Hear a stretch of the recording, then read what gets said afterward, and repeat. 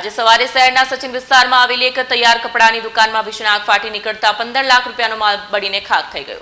મળતી માહિતી અનુસાર સચિન વિસ્તારમાં સરસ્વતી સ્કૂલની નજીક આવેલ શુભમ કોમ્પ્લેક્સમાં શ્રી સુનવાની ક્રિએશન નામની રેડીમેડ ગાર્મેન્ટની દુકાન આવેલી છે। આ દુકાનના માલિક મનોજભાઈ છે, જેઓ છેલ્લા 1 વર્ષથી અહીં પોતાનો વ્યવસાય ચલાવી રહ્યા છે।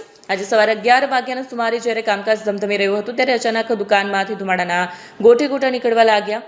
જોતજોતામાં આગે વિકરાળ સ્વરૂપ ધારણ કર્યું કે અંદર રહેલો તમામ સામાન લપેટમાં આવી ગયો। આસપાસના દુકાનદારો અને રહીશોએ તાત્કાલિક આગ બુઝાવવાનો પ્રયત્ન કર્યો, પરંતુ કાપડનો જથ્થો હોવાથી આગ ઝડપથી પ્રસરી હતી। ફાયર ફાઇટરોએ સતત પાણીનું મારું ચલાવી કલાકોની જહેમત બાદ આગ પર કાબુ મેળવ્યો હતો। આગમાં અંદાજે 15 લાખ રૂપિયાની કિંમતનો તૈયાર માલ, કાચું કાપડ અને સામાન બળીને ખાખ થઈ ગયો છે।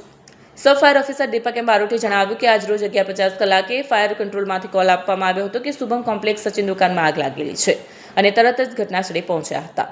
આગળ તેઓ જણાવ્યું હતું કે 2 દુકાનો હતી, એમાં સિલાઈ મશીન હતા અને ત્રીજી જે દુકાન હતી તેમાં આગ લાગી હતી। એમાં 2-3 મશીન હતા અને રો મટીરિયલ સિલાઈ કાપડનું હતું, જે તમામ બળીને ખાખ થઈ ગયું છે। મારું નામ દીપક એમ બારોટ છે, સબ fire officer Bhestan fire station. આજ રોજ 11:50 કલાકે અમને ફાયર કંટ્રોલમાંથી કોલ આપવામાં આવેલ કે શુભમ કોમ્પ્લેક્સ સચિન દુકાનમાં આગ લાગેલી છે। અમે તરત ઘટના સ્થળમાંથી નીકળી ગયેલા અને ઘટના સ્થળે પહોંચ્યા, જોયું તો દુકાનમાંથી આગ ચાલુ હતી। અમે ઘટના સ્થળે પહોંચી ગયા અને ફાયર ફાઇટિંગ કરવાનું કામ ચાલુ કરી દીધું અને આગને કંટ્રોલમાં કર્યો અને કુલિંગનું કામ કર્યું। દુકાનની 2 દુકાનો હતી, એમાં સિલાઈ મશીન હતા।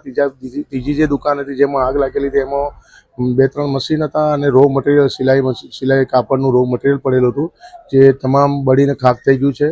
પાર્ટીના જણાવ્યા પ્રમાણે શોર્ટ સર્કિટથી આગ લાગેલી છે અને પાર્ટીના જણાવ્યા મુજબ એમનું એવું કહેવું છે કે અંદાજિત 15 લાખનું નુકસાન થયેલ છે।